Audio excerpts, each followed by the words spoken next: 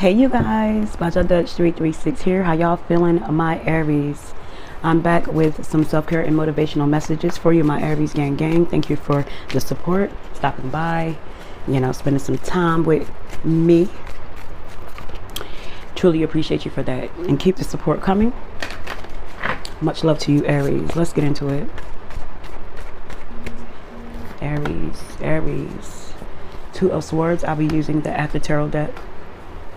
So, you're in between a rock and a hard place, Aries. It's like you're facing something that's truly difficult. You're confused. You cannot decide. There's opposition. People could be seeing you or perceiving you as a trouble starter, as someone who is a player, someone who don't know what they want. And it could have you feeling some sort of way. It could be a situation between the present and the past, family, kids, you know what I'm saying? And this is all weighing down on your ass. You have to make a choice, but in the grander scheme of things, you just don't want to, because you are a loving person. No matter what has happened in either one of these relationships, whether it's past or present, future, whatever, you have love. You have certain parts of yourself that will truly and unconditionally love, regardless. And that's what's holding you back. You know right from wrong, but you just can't decide. And there could be issues with this. This is a time to listen.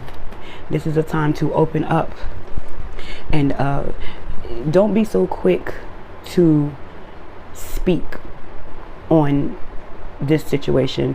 Listen to both parties, because there could be two people fighting over your ass, straight up from the top, past present energy.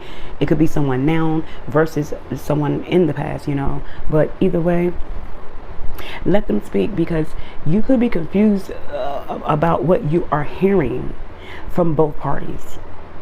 They both sound good, but at the same time, when you listen, it's not that you're listening to things that you may have missed the first time around, or you wasn't paying attention. It's not that. This time around, the listening is going to allow you to focus on what's not being said. Sometimes it's not what they're talking about. Sometimes it's not what they're saying. Sometimes it's what's not being said, what's not being put out there. It could be something specific that you're waiting for one of them to say, the person from the past or the person from the present, or both of them for that matter. It's like you're sitting there like, I'm tired of y'all going back and forth. It's like y'all saying things, but y'all not saying the right things. So listen, if you're having a hard time picking and choosing who you want to be with, past, present, whatever it is, you could be focusing on the wrong thing. You could be focused on what they're saying, their intent, what they're telling you. It's like they're trying to sell the product, you feel me? You're listening to that when you need to be listening to what they're not saying, So pay attention to not only what's being spoken, but what's not being spoken. It could be a deeper message than what you're receiving. It could also help you better understand who you need to be with. DC, yeah, it's like someone's not going to come from an honest place, or they know how to choose their words. You know what I'm saying? So watch out for someone that could be dissecting or picking and choosing what to say to get you to come back. This could be weighing heavy on your mind because it's making you confused. Make sure that who you choose, or whichever way you go in any situation, not just this one, in any situation, make sure you are not being malicious, or you're trying to get something out of it except what it is that you truly want.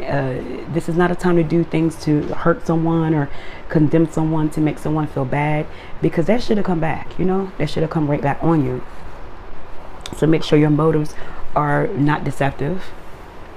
Make sure you're coming from an honest place. There could also be someone that you need to watch out for.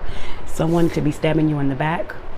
This is a time for you to use discernment all the way around in every relationship that you have going on in your life. Use discernment. Reminder, So this is a reminder that you need to also, in your everyday dealings with people and situations, remember what you've been through. You know, there could be some sort of lesson that's bound to repeat because either you're not paying attention, you didn't learn the lesson, or you just don't want to see something for what it is. So